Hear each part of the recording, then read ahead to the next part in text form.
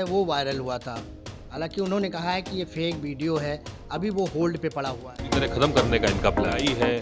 किसान परेशान है, राशन वाली जो स्कीम है वो कांग्रेस पार्टी की देन है। ओवरब्रिज बनवाया शायद वो असंभव था। आज बंकी आप देख रहे हैं ना, बंकी रेलवे क्रॉसिंग पर वो समस्या नहीं हल हो पा रही। इससे यहाँ अगर सीट मिल भी गई तो सरकार तो बीजेपी की बनेगी, तो फ़ायदा क्या होगा? बाराबंकी में क्या फ़ायदा होगा? कि समाजवादी पार्टी के लोग भी, लीडर भी यहाँ कह रहे हैं कि हमारा जो वोट है वो कांग्रेस के साथ में है। इस बार जो चुनाव होगा वो हम जीत के ही आएंगे। बिल्कुल सही बात है। जहाँ तक रुझान दिख रहा है, जिस तरह से जनता आज परेशान है मौजूदा सरकार से। जनता चाहे वो समाजवादी पार्टी की हो, चाहे कांग्रेस पार्टी की हो, चाहे आपकी राष्ट्रवादी कांग्रेस पार्टी की हो, या जो कोई भी दल हो, आम जनता है जो किसी दल से संपर्क नहीं रखती है, न्यूट्रल है जो, वो भी भारतीय जनता पार्टी को सत्ता में अब नहीं देखना चाह रही।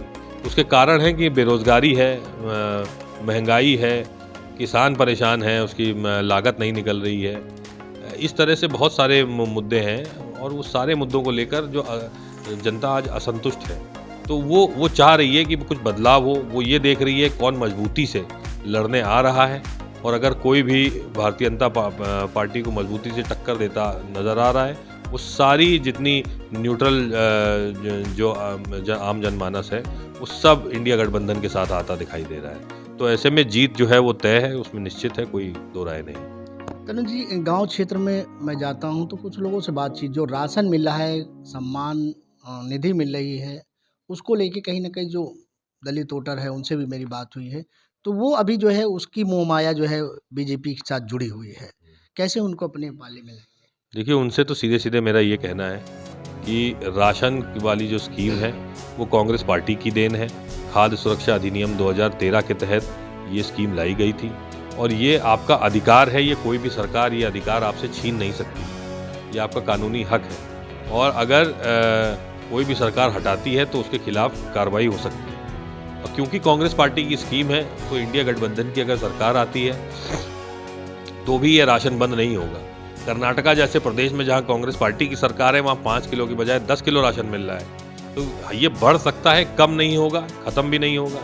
जहाँ तक सम्मान निधि की बात है, अगर आपकी फसल का आपको सही रेट मिल जाए, अगर आपको आपकी खेती-बाड़ी में मुनाफा हो, आपको 6,000 से बढ़कर अधिक मिले, तो वो 6,000 की ज़रूरत ही नहीं है सम्मान निधि की। आपको अपनी मेहनत से आपको बेहतर उसमें मिलेगा। तो ये सब बातें हैं। कांग्रेस पार्टी जो करती है वो कोई फ्री में देने का काम नहीं करती है। वो सम्मानजनक रूप से आपकी आय को बढ़ाने का काम करती है, आपके खर्चे कम करने का काम करती है, महंगाई कम करने का काम करती है। तो उसी सब उस पर काम हो रहा है, और जनता ये बात समझ रही है कि 6,000 रुपये के चक्कर में हम लोगों ने 60,000 गंवा दिया है। तो ये बात जनता की धीरे धीरे समझ में आ रही है, और धीरे धीरे उसका रुझान भी पलट रहा है। कि आप एक पढ़े लिखे शिक्षित जो है उम्मीदवार है, और तमाम युवा आपसे जुड़ा हुआ है, क्षेत्र में निकलने के बाद पता चलता है। लेकिन ऐसे तमाम सारे लोग हैं जो कहते हैं कि भाई अगर कांग्रेस से यहाँ अगर सीट मिल भी गई तो सरकार तो बीजेपी की बनेगी, तो फ़ायदा क्या होगा? बाराबंकी में क्या फ़ायदा होगा? कौन से बड़े काम हो जाएंगे? देखिए, सबसे पहले तो मैं कहना चाहूँगा कि सरकार इंडिया गठबंधन की आ रही है, और हम तो ये चाह रहे हैं कि राहुल गांधी जी ही प्रधानमंत्री बनेंगे, लेकिन प्रधानमंत्री की बात की है, चुनाव जीतने के बाद की है। लेकिन अगर बाय चांस नहीं भी बनी, तो कम से कम एक पढ़ा लिखा जनप्रतिनिधि आपके पास होगा, जो केंद्र सरकार, राज्य सरकार की स्कीमें हैं उसको अच्छे से लागू करने का काम करेगा। एक विजिलेंस बना के रखेगा आपके क्षेत्र में कि कहाँ काम हो रहा है, कहाँ नहीं हो रहा है, और किस स्कीम से अतिरिक्त काम लिया जा सकता है सरकार के द्वारा। तो ये सारी चीज़ें हम लोग यहाँ लागू कर सकते हैं। अब मान लीजिए समाजवादी पार्टी की सरकार थी, यहाँ माननीय डॉक्टर PL पूनिया जी सांसद थे, तो जितने भी काम थे उसमें राज्य की तरफ से भी तो उसमें अनुदान होता है। तो राज्य से अनुदान कैसे लाया गया? बातचीत करके किस तरह से लाया जाता है, कैसे लाया जाता है, क्योंकि कोई भी सरकार हो वो विकास कार्य को रोकने का काम नहीं करेगी, क्योंकि जनता को नाराज़ कर देगी। तो इस तरह से जो है एक जिस व्यक्ति को कुछ पता हो किस तरह से काम कराया जाता है, अगर उसको आप अपना जनप्रतिनिधि बनाएंगे तो वो काम निश्चित रूप से कराएगा आपको। देखिए तनु जी, जो दिल्ली में सरकार थी, अभी देखिए वहाँ के मुख्यमंत्री को अरेस्ट कर लिया गया, तो कहीं ना कहीं लगता नहीं कि तानाशाही एक पार्टी ने जो है पूरी तरह से जकड़ रखा है? ऐसे में जो दूसरी पार्टियां हैं कहाँ उठ पाएंगी? हाँ, ये बात सही है। भारतीय जनता पार्टी ने संविधान का मजाक बना रखा है। संवैधानिक संस्थाओं को अपने कार्यकर्ता के रूप में दबाव बनाने के लिए इस्तेमाल किया जाता है। तो ऐसे में तो प्रजातंत्र का कोई मतलब नहीं निकल पा रहा है। जो लोकतंत्र है वो खतरे में है, हमारा संविधान को बदलने की ये बात करते हैं। तो धीरे-धीरे ये साफ समझ में आ रहा है कि ये एक जो है फासिस्ट सरकार है। ये सरकार चाहती है कि यहाँ पे डेमोक्रेसी ख़त्म हो जाए, प्रजातंत्र ख़त्म हो जाए और राजतंत्र आ जाए। और उसी तरह से ये अपने फरमान जारी करते हैं, उसी तरह से ये आदेश हुक्म जारी करते हैं और जो विपक्षी दल है उनको धीरे-धीरे तोड़ने का काम कर रहे हैं। धीरे-धीरे जो है उनको ख़त्म करने का, विपक्ष को पूरी तरह ख़त्म करने का इनका प्लान है। तो लेकिन जनता में भी ये मैसेज जा रहा है कि देखो किस तरह से चुनाव आ जाता है, इनकी ईडी सीबीआई एक्टिव हो जाते हैं और छापे होते हैं, धावे बोले जाते हैं और लोगों को अरेस्ट किया जाता है फर्जी में। तो ये सब बातें हैं, ये जनता भी धीरे-धीरे समझ रही है कि किस प्रकार से इन्होंने ये चाह रहे हैं कि प्रजातंत्र की हत्या हो जाए।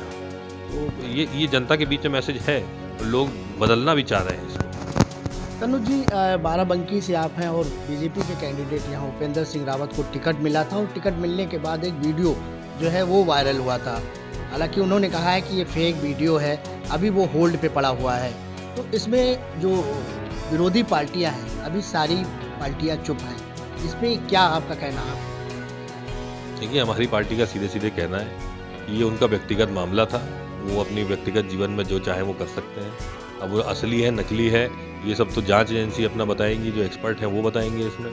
लेकिन मेरा ये कहना है कि जिसने उसको रिलीज़ किया है, जिसने ये घिनौनी हरकत करके, उसका वीडियो बना करके उसको जनता में डालने का काम किया है, उसको वायरल करने का काम किया है, तो वो ज़्यादा घिनौना काम है कि आपने एक परिवार को नष्ट करने का काम किया है। सीधे-सीधे आपने जो है उसकी छवि को ख़राब कर दिया। एक सम्मानित व्यक्ति हैं, सांसद थे हमारे, हैं मतलब अभी सांसद, लेकिन उनकी छवि को एकदम नष्ट करने का काम किया है। तो जिसने वो रिलीज़ किया है उस पे उसको ज़्यादा ढूँढने की ज़रूरत है। बाकी तो वीडियो उनका है, असली नकली है, उनका व्यक्तिगत मामला है, वो अपना देखेंगे अपने परिवार में। बाराबंकी के जो ओवर ब्रिज है, पुल की समस्या बड़ी समस्या है। आपके पिताजी ने ही बाराबंकी से देवा का ओवर ब्रिज बनवाया, शायद वो असंभव था। आज बंकी आप देख रहे हैं ना, बंकी रेलवे क्रॉसिंग पर वो समस्या नहीं हल हो पा रही। हर बार जो है आप देखिए कि बड़े बड़े अधिकारी आ रहे हैं रेलवे विभाग के, यहाँ तक सांसद भी। तो अगर आप सांसद बनते हैं तो क्या आप इसको बनवा पाएंगे? देखिए, प्रयास तो पूरा है कि वहाँ बन जाए, लेकिन उससे पहले जो देवा ओवर ब्रिज जो बना है, उसके नीचे से अंडरपास की जो व्यवस्था बनाई गई थी, जिसके लिए वहाँ पे प्रस्ताव था, फंड भी थे, लेकिन वो अंडरपास नहीं बना। तो सबसे पहले तो वो अंडरपास को बनवाना है, ताकि कम से कम एक तरफ से आवागमन तो शुरू हो जाए वहाँ जाने। तो वो अंडरपास पे काम होगा, बाकी ओवर ब्रिज के लिए भी पूरा प्रयास किया जाएगा और अगर जनता का सहयोग रहा तो ओवर ब्रिज जरूर बनेगा। तो देखिए, ये बाराबंकी से जो है गठबंधन के उम्मीदवार थे तनुज पुनिया जी, जो बातचीत कर रहे थे और कहा है कि अगर चुनाव जीतते हैं तमाम सारे वो विकास बाराबंकी में करेंगे, साथ ही साथ युवाओं के साथ मिलकर बड़ा काम करेंगे। Satish Kashyap, news of nation.